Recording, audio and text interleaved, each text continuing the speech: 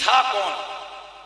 हजरत मुआविया रज़ी अल्लाह ताला अन्हो ने शादी की थी 50 साल की उम्र से आगे बढ़कर। जब आप हाकिम थे तो उस वक्त वहां शाम और यमन एक बड़ा ईसाइयों का कबीला था जिसे कबीला बनु कल्ब कहते हैं, और इसी कबीला बनु कल्ब के एक सहाबी बने, यानी मुसलमान हुए, हजरत दहिया कल्बी रदी अल्लाह ताला अन्हु। तो वो जो कबीला बनु कल्ब था वो बड़ा मुअस्सिर कबीला था।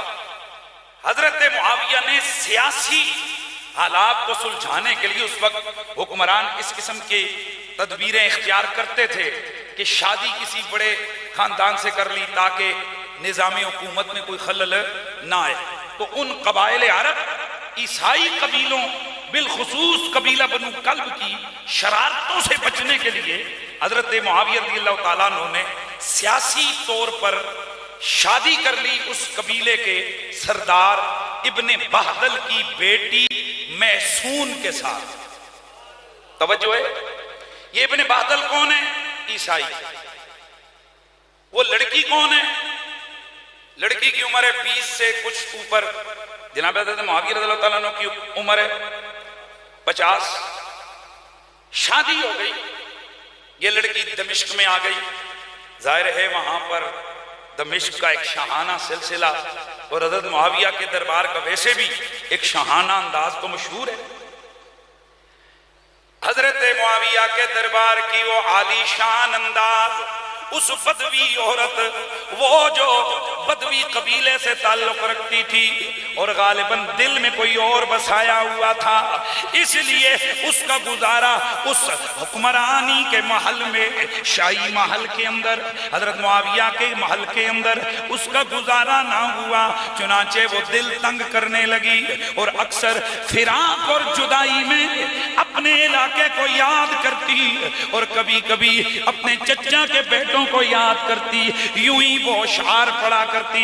एक दिन उसने ऐसे अशार पढ़े कि जिन अशार के अंदर जनाब हजरत मुआविया की बेअदबी का अंसर नुमाया था, जिसमें वो अपने कबीले वालों को याद करते हुए हजरत मुआविया की बेअदबी कर बैठी।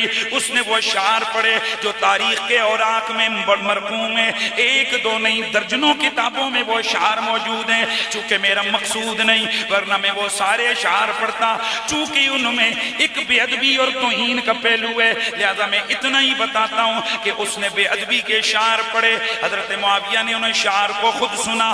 फिर इसके बाद उनकी लोंडी ने भी उन्हें खबर दी कि ये जो महसून है ये रोज रात को चांद को देख देख के अशार पढ़ती है, जिसके अंदर आपके खिलाफ अशार होते हैं, और अपने कबीले के माहौल को, कभी उन कुटियों को, कभी अपने कबीले के उन सेहराओं को याद करती है। हजरत मुआविया ने जब अपने कानों से अपनी तौहीन सुनी तो आपने इसको तलाक दे दी। बाद रिवायतों में है कि यजीद अभी अभी पैदा हुआ था और बाद किताबों में है कि यजीद अभी पैदा नहीं हुआ। चुनांचे ये अपने वापस घर चली गई, वहीं पे यजीद पैदा हुआ और बाद रिवायतों में कि यजीद को साथ लेकर चली गई। अब जरा गौर कीजिए, ये यजीद कौन है? परवरिश एक ईसाई औरत के घर में, परवरिश एक ईसाई खानदान के अंदर, परवरिश एक ईसाइयों की गालिब अक्सरियत वाले कबीले में हो रही है। वो कबीला जो मुसलमानों से बड़ा तंग है, क्योंकि मुसलमानों के हाथों इन्होंने बड़ी शिकस्तें खाई हुई हैं। उस कबीले के अंदर इस यजीद लगीने मरदूद की परवरिश होती है। मुझे समझ नहीं आती, मैं ये कहना नहीं चाहता था लेकिन मैं कहता हूं कि इस महसून नामी औरत से यार लोगों का क्या प्यार है कि मैंने कई लोगों को देखा कि उन्होंने अपनी किताबों के अंदर लिखा कि वो बड़ी नेक थी, बड़ी पारसा थी, बड़ी फलानी थी, बड़ी टिमकानी थी। सवाल ये पैदा होता है उसके कसीदे पढ़कर आपने क्या लेना है? आप क्या साबित करना चाहते हैं? हमने तो यही पढ़ा, ईसाई थी, आखिर दम तक ईसाइयत में रही, उन्हीं के यहां पली बड़ी, वहीं पे मरी। और कैरेक्टर वाइज में और नहीं कहता, मैंने आपको बता दिया जो अशार पढ़े। अब उसने क्यों पढ़े वल्लाहु आलम, इसी वजह से हजरत मुआविया ने उसको तलाक देकर अपने घर भेज दिया बाप के पास। तो हमें तो यही समझ आता है कि ये जो यजीद लहीन के करतूत है ना, इन करतूतों के पीछे ये कोई छोटा सा मसला नहीं है कि भाई बंदा उठे और छोटे छोटे बच्चों को भी कत्ल करवा दे, मदीने पे भी हमला करवा दे, शराब की तारीफें करे, उम्मुल मोमिनीन हजरत आयशा की तरफ पैगाम निकाह भेजे, यानी सीधे सीधे काफरों वाले काम करे। कैसे हो सकता है? मैं आपको मुकद्दमा बता रहा हूं, हो सकता है। क्यों? कि भाई इसने आंख खोली ईसाइयों के घर,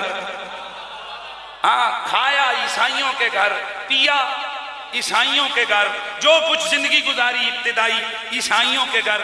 आपको पता है कि कच्चे दिमाग के अंदर जो लिख दो, जो डाल दो, वही बैठ जाता है।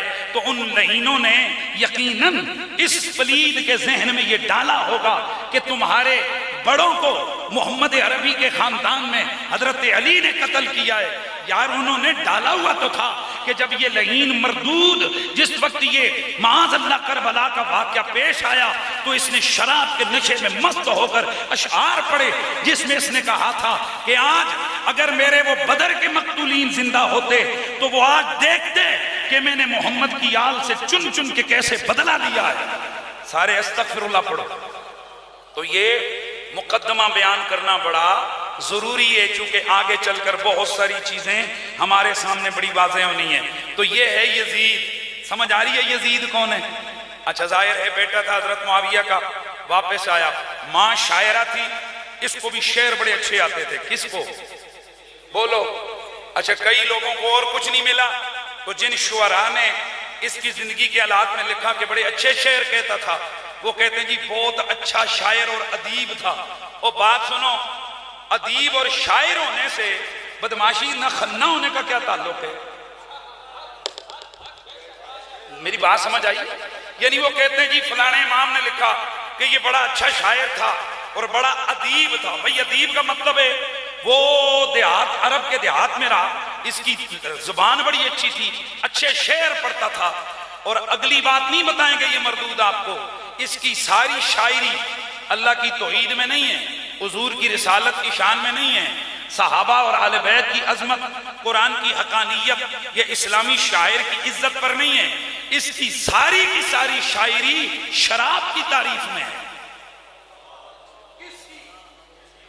बोलो, जितने यहाँ मुहक्किक लोग हैं, ये मेरी तकरीर बाद में सुनेंगे, वो खुद तहकीक कर लें कि जो शुअराए अरब के हवाले से तहकीक की गई है कि किस किस शायर ने किस किस मामले में अच्छे शेर कहे, तो शराब की तारीफ में जिस शायर ने सबसे अच्छे शेर कहे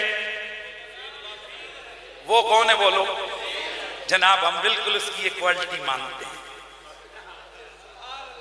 देखें ना जी, जिसमें जो कमाल हो। वो एक दफा मैंने एक बदबख्त था, उसके बारे में कह दिया, मैंने कहा यार वो अच्छा बोलता है, तो किसी ने कहा देखें देखें, कुरैशी साहब ने भी तारीफ कर दी। मैंने कहा भाई अच्छे बोलने से हक पे होने का क्या ताल्लुक? एक बंदा कहे जी फलाना कुत्ता बड़ा चंगा भौंकता है, तो क्या इसका यह मतलब है कि वो कुत्ते को हलाल कह रहा है? और भाई कुत्ते का हराम होना हलाल होना और मसला है, उसका चंगा भौंक लेना, उसका जाकर गिद्दड़ को चंगी तरह से पकड़ लेना या उस कुत्ते का चंगा शिकार कर लेना, ये और मसला है। इसी तरह यजीद का शराब की शान में शायरी करना और बात है, और उस कुत्ते का कातिल अहले बैत होना और बात समझ आ रही है सबको? ये कितनी बातें हो गई? 2 बातें। कितनी? 2 बातें। कोशिश करता हूं जल्दी जल्दी बातों को खत्म करूं। कितनी बातें हो गई? 2। पहली बात।